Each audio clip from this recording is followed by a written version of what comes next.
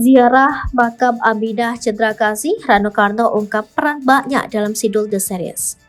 Artis senior Aminah Cendrakasih diketahui menghembuskan nafas terakhir pada Kamis 22 Desember 2022 malam. Kepergian sang artis tentu meninggalkan luka yang mendalam bagi yang ditinggalkan. Tak terkecuali bagi sejawatnya, aktor Rano Karno. Artis peran Rano Karno ziarah ke makam Aminah Cendrakasih, pemeran mbaknya di TPU Karet Bifak, kawasan Tanah Abang, Jakarta Pusat. Rano Karno baru bisa datang ke makam mbaknya sehari setelah pemakaman, karena saat Aminah Cendrakasih dimakamkan, Rano masih berada di Singapura. Kompas.com merangkum momen Rano Karno ziarah ke makam mbaknya hingga menyinggung cerita Sidul sebagai berikut.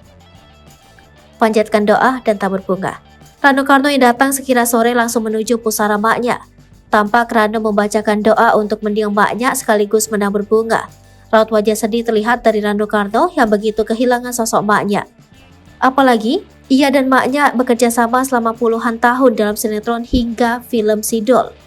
Sedih tapi bahagia. Kepergian maknya untuk selama-lamanya menyisakan kesedihan bagi Rano Karno. Namun dia menyebut, mendiang maknya kini sudah tak sakit lagi. Sebab sudah menahun, Aminah Cendrakasih mengalami sakit glukoma dan hanya terbaring di tempat tidur. Bagi Rano, mendiang Aminah Cendrakasih merupakan sosok seniman sejati. Pergi setelah selesaikan peran mbaknya. Rano Karno mengatakan mendiang Aminah Cendrakasih pergi setelah menyelesaikan tugas sebagai pemeran mbaknya dalam Sidul Anak Sekolahan.